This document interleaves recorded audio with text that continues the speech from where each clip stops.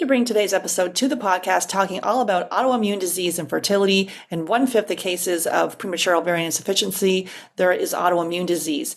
And we see a lot of people that are dealing with autoimmune disease and on the fertility journey. Maybe you've been told to go to IVF, but you've got autoimmune disease and no one really has actually addressed this. And you might have a thin uterine lining, or maybe your embryos are not implanting, or they're being tested abnormally, and there's autoimmune disease. Or maybe you have a propensity for autoimmune disease in your family. You want to be able to know how you can prevent that happening for you and then improve the chances of pregnancy success. I'm excited for you today to listen to our episode. We're talking all about autoimmune disease and what you can do to improve pregnancy success. Let's go.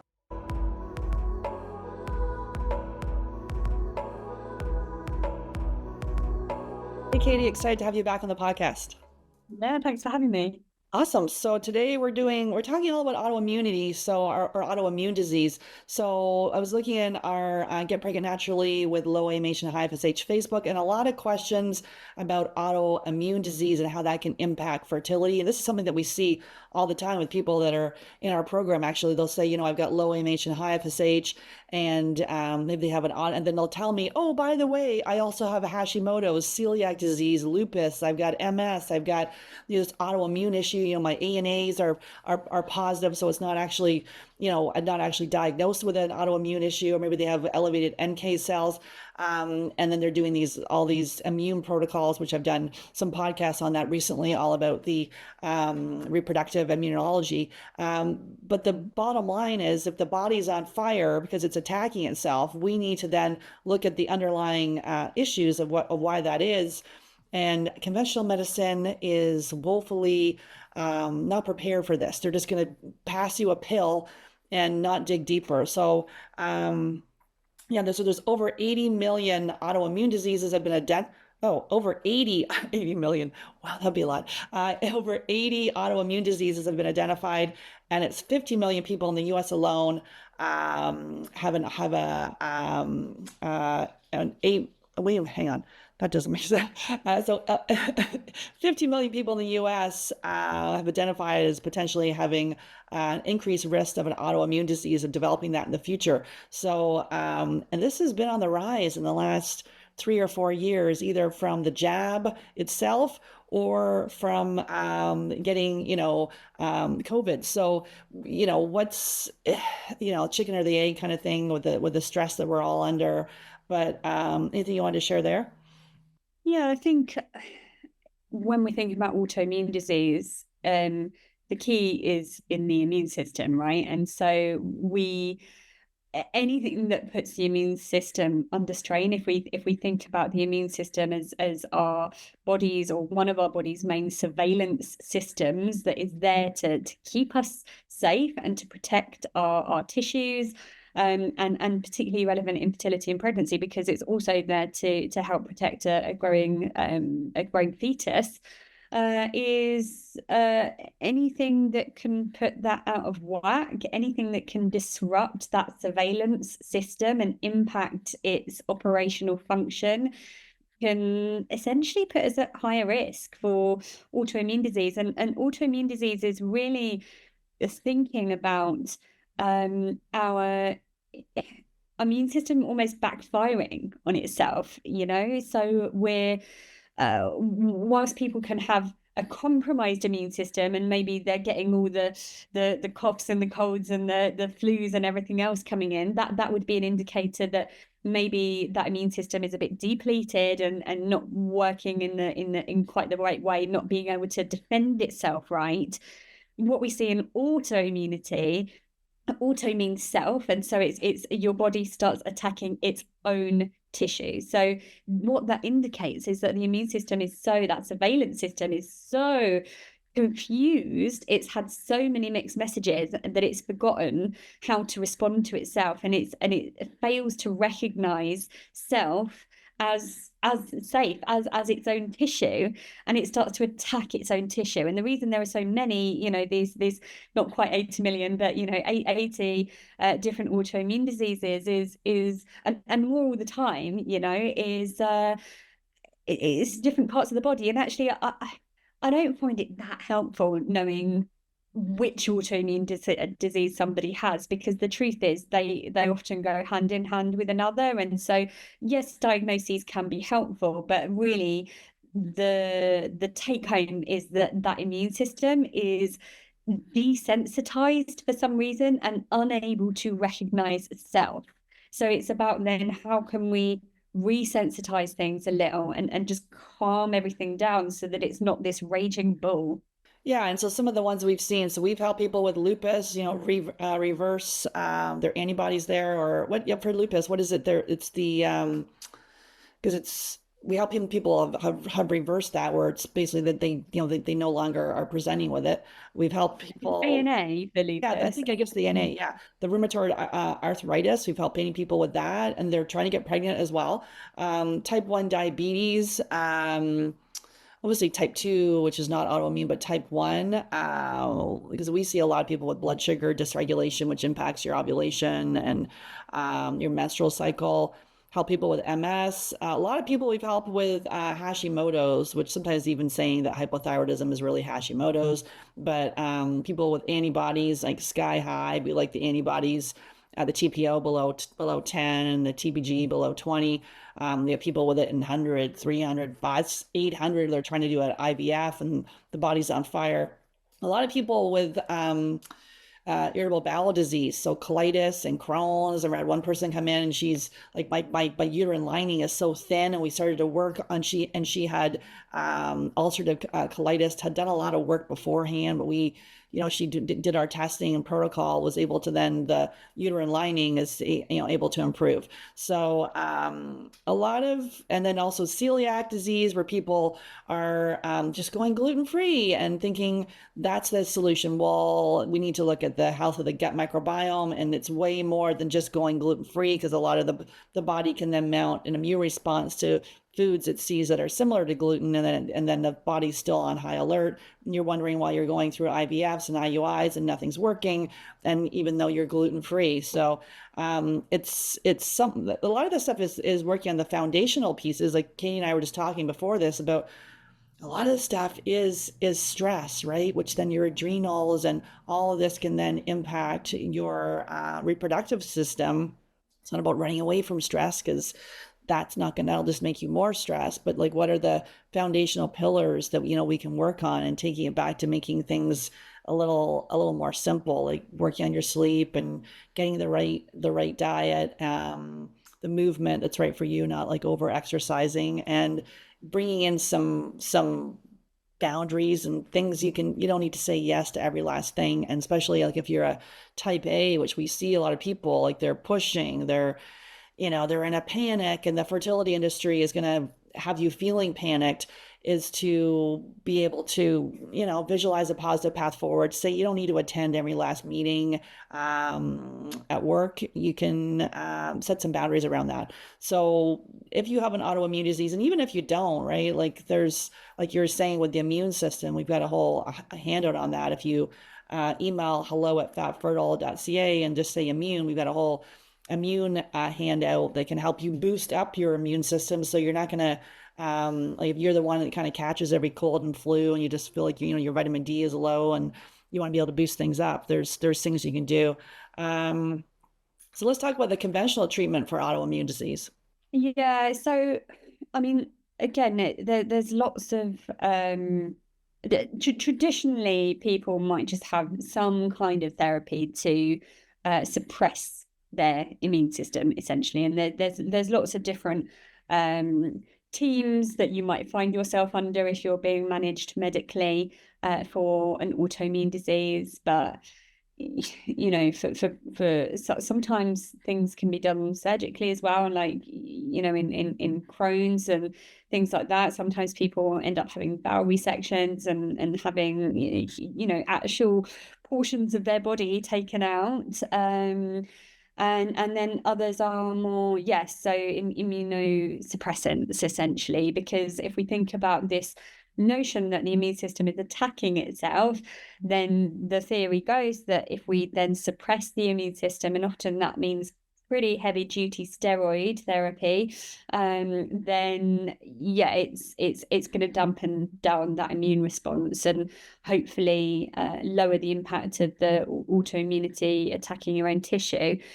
Where that becomes a bit problematic in our field, Sarah, is when people are trying to get pregnant, and a lot of these medications might not be suitable or could potentially impact the pregnancy. So we need to tread with caution.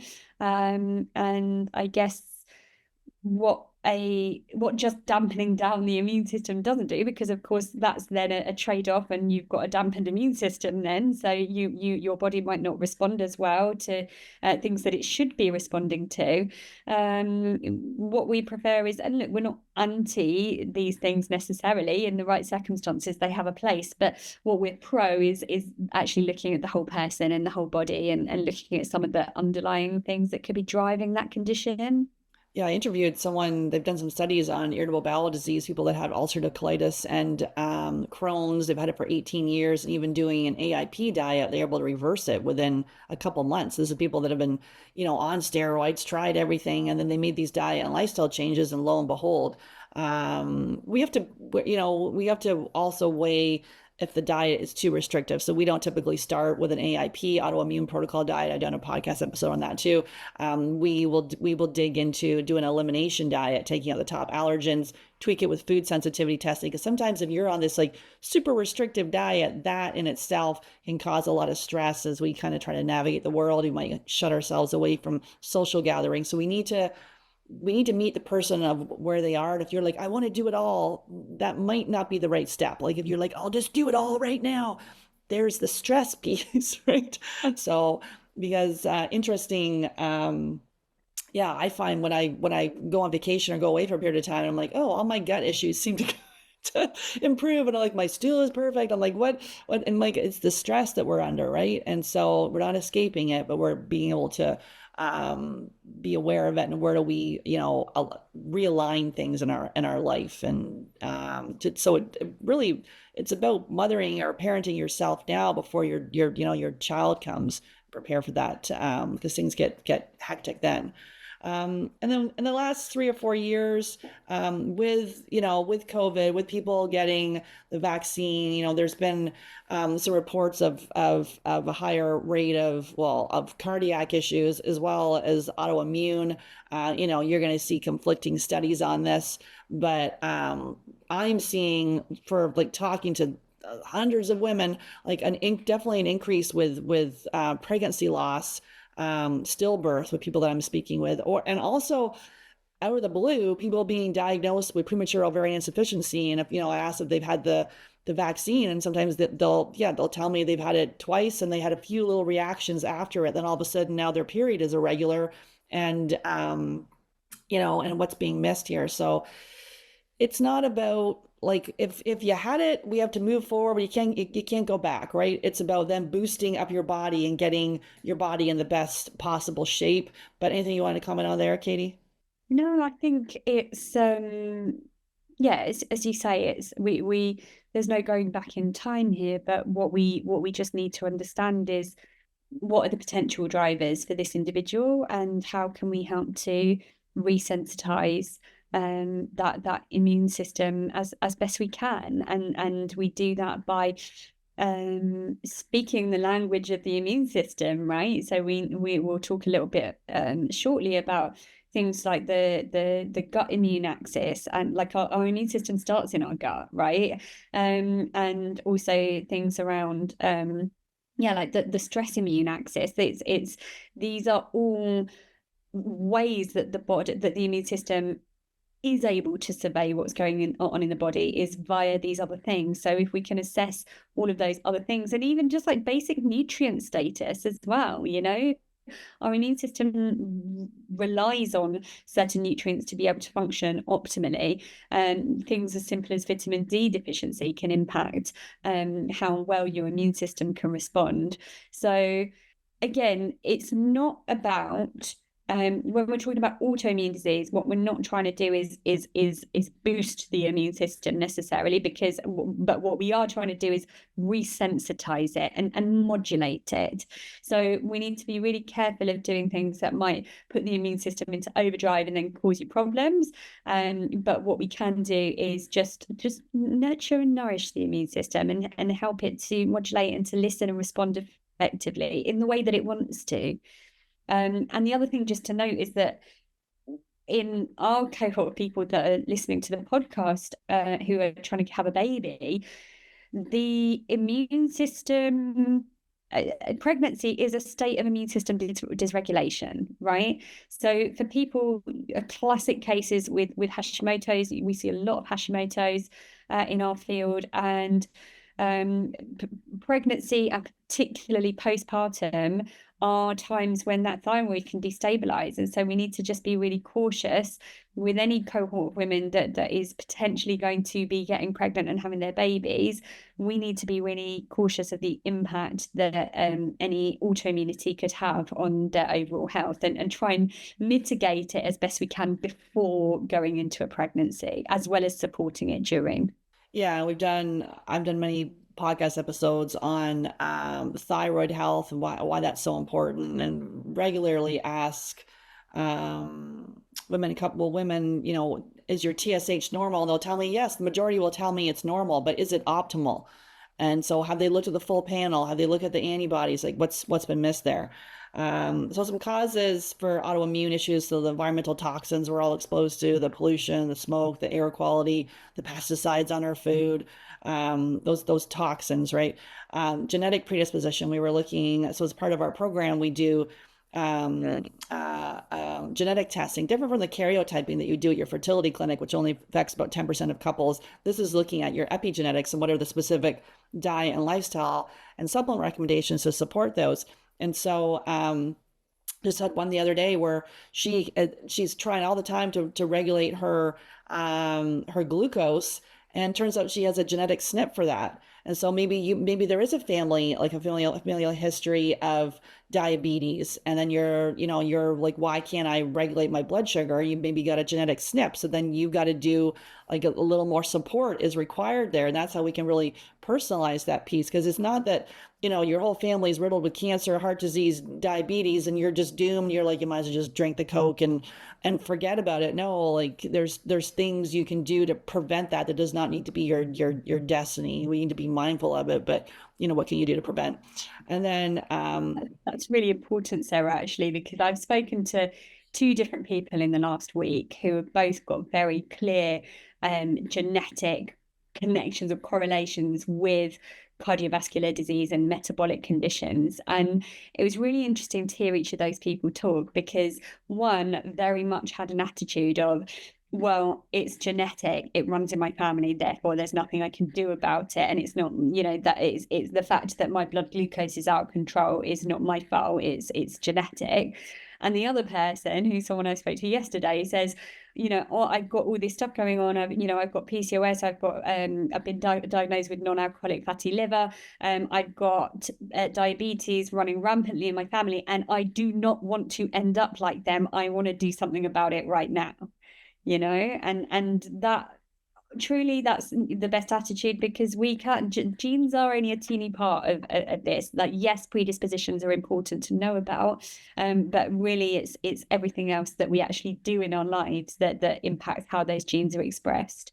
And if you're listening to this podcast right now, you're number 2. You want to do something about this. It's not just about, oh my goodness, I'm doomed and there's nothing I can do. That's just not taking ownership, right? It's to be your own advocate, get a team around you, start making changes. Don't beat yourself up. And then knowing what's happening in your genes and not just being blind to this stuff. And there's things we can do. Get a continuous glucose monitor if you have blood sugar issues. There's things we can do if you got that metabolic function, metabolic dysfunction. It's not just about turning a blind eye to it. Take action is the point. So gut microbiome deficiency. So we see a lot of people with parasites, bacterial infections, fungal infections, something going on the health of the gut. You want to talk about that, how that relates with autoimmune? Yeah, so really first thing to say is that our gut microbiome, so our gut, as I said earlier, our immune system starts in the gut. So we have an integral part of our innate immune system comes from the mucosal layer in our gut and is expressed by a secretory IgA, which is something that we can measure in stool testing that we run.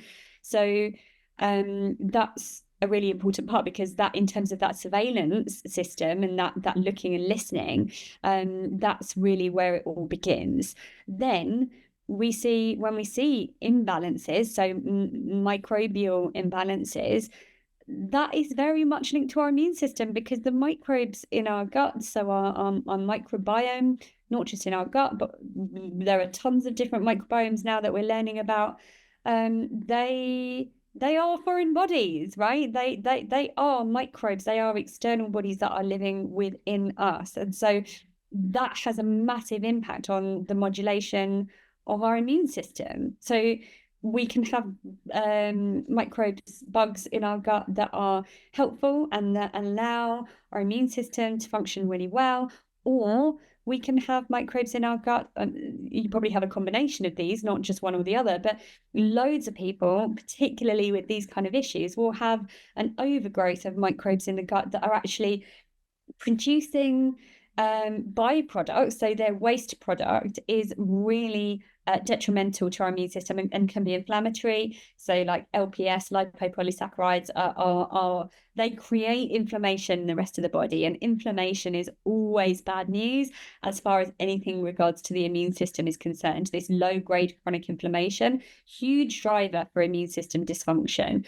So another thing to mention is that, one example of bacteria and viruses influencing autoimmunity specifically is through this process called molecular mimicry. And that's when foreign bodies, foreign substances have a similar structure to self substances, so that auto component, which confuses the immune system. So if we've got things, if our bodies and our immune system are constantly bombarded with things that are doing this molecular mimicry, then again, it confuses the immune system. And we don't want our immune systems to be confused, because that is when they start attacking our own tissue. And it's the same with people who have all of these food intolerances, right? And suddenly find themselves unable to tolerate foods and start to lose that oral tolerance. Is that immune system can't respond effectively and can't realize that this is an inert substance, and starts to think and see it as threat. And that's what we don't want. We don't want our systems to be constantly under threat, because there's enough of that in our lives, and actually what we don't need is our immune system starting to attack itself. So really important. And I think on the gut side as well is the thing around leaky gut and intestinal permeability is a huge one, because if our gut lining isn't really tightly the junctions of our gut lining aren't really tightly and well connected, and that becomes damaged through the things that we mentioned, the environmental toxins, the antibiotics, the various medications, the things that we bombard it with, the ultra processed foods. These are all ways in which then that gut lining becomes damaged, and that again it just opens the floodgates for our immune system to become dysregulated. So Katie and I done an episode all on stool testing, the gut microbiome. Definitely check that episode out. We go through the whole entire GI map test, what it looks for, and how you can then start to eradicate any kind of foreign invaders, and then be able to repair and get your body back. Especially if you've done a food sensitivity test and you're intolerant to all your favorite foods, and you're like, what am I going to do? It's not about you. It's we take these foods out for a period of time to reduce inflammation. The goal is to bring them back in. So I got people for years and years, oh, I haven't been able to do this stuff. Well, no, we need to be able to reintroduce some variety and diversity to our diet. Stress. So let's talk about some studies that we've seen with stress and the risk of autoimmune disease. Like our whole thesis on if you're dealing with POI, premature ovarian insufficiency, diminished ovarian reserve, low A matrix, high FSH, is it actually early menopause, or is it your adrenals that impact your thyroid, impacts the AMH and the FSH? And in this case, we're talking about autoimmune disease and the stress component, the mental, emotional, and then how that physically impacts. What are you seeing there in some of the studies, Katie? Yeah, and again, we've spoken about stress a huge amount in our shows already, Sarah. But this stress axis links with absolutely everything. So if we're thinking about the immune system, stress impacts the immune system. If we're thinking about the reproductive tract, stress impacts the reproductive tract. So like our mood, every system in the body is negatively impacted when stress is present. And if we look at the way that we live nowadays in our modern lives, with very little support, trying to do it all, constantly achieving, go, not prioritizing sleep, not prioritizing nourishing ourselves, not prioritizing good relationships, it has a massive impact. And in fact, there was a Swedish study that found that stress related disorders, or people who had stress related disorders, had a higher risk for developing autoimmune disease specifically. And we just know that stress can trigger that immune dysregulation. So when we're thinking about some of the neuroendocrine hormones that alter cytokine production, so cytokines are a part of that immune system surveillance system, and cytokines are part of an inflammatory cascade that happens in response to the immune system being triggered. That stress can lead to immune dysregulation and autoimmune disease. So when we're thinking about autoimmunity, as I said before, hopefully we're getting the memo here, is it's immune system dysregulation that then has been left unchecked, essentially, and has got to the point where you start attacking yourself. So we know this. And then again, we know that thinking about that gut-brain axis, so we just mentioned about the gut health, but again, stress itself. So it's not just the toxins, the ultra-processed foods, the antibiotics, etc., that impact that intestinal barrier protection. Stress impacts it too. So, again, if that intestinal barrier is compromised, then that can increase the risk of the development of autoimmune disease. There's been many retrospective studies that have found that up to 80% of patients with autoimmune disease reported emotional stress before disease onset. And I've seen this anecdotally, I've seen it in my practice time and time again. When I'm working with someone with autoimmune disease, we always prioritize stress as number one. That is number one intervention. And we see these things clear up, like the symptoms of them clear up beautifully just from focusing on stress alone. And sometimes it does take some extreme things. We can't just carry on in our lives with the tunnel vision and pretend that it's all going to be okay. Sometimes we really do need to have a think about, what do boundaries look like for me? What does that mean to me? And how am I going to impact my own life for the better by putting some of this stuff in place? And of course, then doing the things that buffer the stress, right? So your meditation and your breath work, and there's so many modalities out there now, but you actually have to do it, not just think about doing it. Yeah, or it can be getting out in nature, walking your dog, spending time with girlfriends, things that make you happy, right? Instead of just pounding all day long at the laptop, 12 hours a day, and then going to watch, Netflix and going to bed at 2 in the morning and wondering why you're not fulfilled, or you're stressed out, or you're just feeling something's off. And so, yeah, in 1/5 of the cases of POI, premature ovarian insufficiency, there can be autoimmune issues. So we do see a lot of people with POI, so low AMH and high FSH, and autoimmune issues. And then I'll say to people, they have an autoimmune issues, or even with a diagnosis of DOR or POI, oh, what was happening maybe the year before that? Oh, I was either, they were either going through a stressful time at work. I had one person that told me she didn't sleep. She only slept 1 or 2 hours a night for a whole year. And now she has I think she had 4 autoimmune diseases. Well, no wonder the body was like, I don't think so. Maybe you're going through like relationship stress, caring for a parent, a death in the family, A lot of the ones I speak to is just like crazy amount of work, 50, 60, 70, 80 hours a week. And then wondering why a year later that the freaking body is like, I don't think so. And so it's not about, we can't go back. We can only go forward.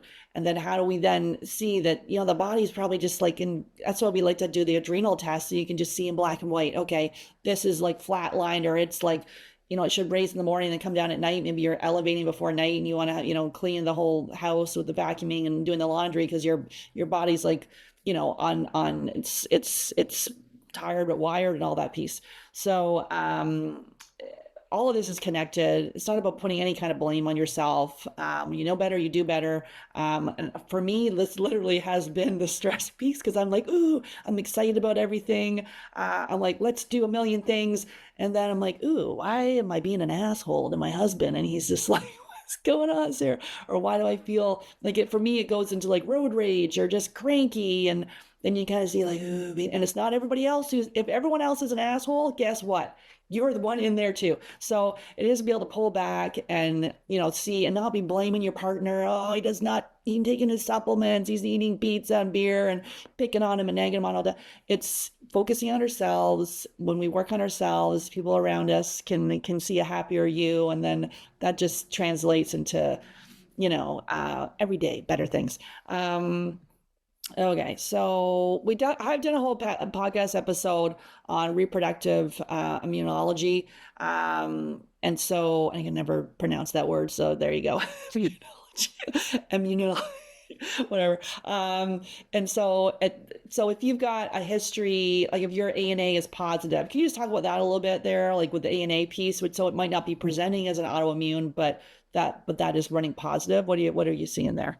Yeah, I think it's just worth noting. I mean, look, the antibodies are complex, right? And the thing with any kind of antibody is that we need to put it in with that person's clinical picture as well. And some people can have high antibodies as their baseline, but what that means is that they are at high risk of that part of their body attacking itself, or of their immune system attacking that part of their body. So when I see a client with any kind of raised antibody, whether it's thyroid or ANA or anything else, yes, we need to assess whether it's a massive problem for them right now, because sometimes it might be, sometimes it might not be. But even if it isn't an issue for them right now, we need to say there's a big risk here, right? And with antibodies, what we want to do is, if we are finding elevated antibodies, is keep an eye on them, because autoimmunity is a condition or a set of conditions that you can be. Once you have autoimmunity, it's always potentially going to be there, and it can be in remission or it can be in a flare, right? And we want to see it in remission. We want to hold that in remission forevermore. But there's always going to be the risk. It's like an Achilles heel, right? There's always going to be a risk that when things flare up for you in your life, or whatever your individual drivers are, then that is the thing that is going to be problematic for you. So we just need to bear it in mind within that context. Is like, okay, yes, we need to understand the clinical context of that person, but if the antibodies are elevated in any context, then that's an Achilles heel for that person and something that they need to be mindful of for the rest of their life. And then, so let's talk about some things we can do. So we have people do an elimination diet. You can, and then tweak it with food sensitivity testing. You can potentially consider an AIP diet for a number of months. We need to be mindful of that if it's causing too much stress. But if you've already done an elimination diet and food sensitivity testing, so the AIP is the autoimmune protocol diet, which is essentially the elimination diet on steroids. You can check it out on, we did a whole podcast on it. And then in conjunction, healing the gut. So looking at that stool test and addressing viruses and then and bacteria and parasites, and then being able to then develop a protocol to work on that and then repair the gut. And then we do genetic testing to be able to further tweak this. So if you've got that genetic predisposition for something, we can then use diet and lifestyle. And sometimes it is like some simple but powerful diet changes, not just about you pounding down a boatload of supplements. But if you got, so we're seeing if you got like the raised HCRP, we like it below 1.5. Like anything you want to share there with if that's raised there and kind of what we're seeing? Yeah, again, it's if we're thinking about the immune system as a whole, then elevated CRP is one of multiple markers of inflammation, systemic level inflammation. So, CRP can go up and down. You know, you could have elevated CRP when you have a cold, for example. It's part of that swooping in of the immune system to do its job, right? But so it's possible that in autoimmunity that, yeah, the CRP could be elevated because the immune system is busy attacking itself, right? And because it's all part of that inflammatory cascade. So anything that we can be doing to reduce that inflammatory response, and there's so many things that can elicit an inflammatory response in the body, like all the things that we mentioned. Stress can elicit inflammation, and all of the lifestyle pieces that we've already spoken about. So really, we want to just take a good hard look at people's lives, and we're not aiming for perfection here, but what we can do is, okay, well, what's the lowest hanging fruit for this person, right? And we'll work on that first, and then build from there. There are certain foods like gluten and gluten containing foods. Most people who have an autoimmune presentation, for me, unless they've got a serious issue with eating disorders, and we really need to tread carefully around that, I would be recommending that they eliminate gluten, ideally for the long term, because it can be a problematic food, not just in celiac but across all immune.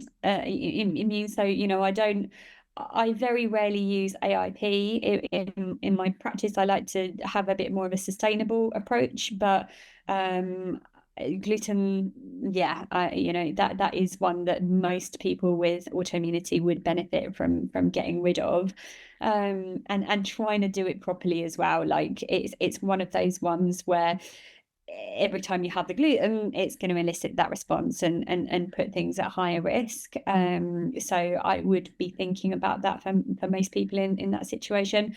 One of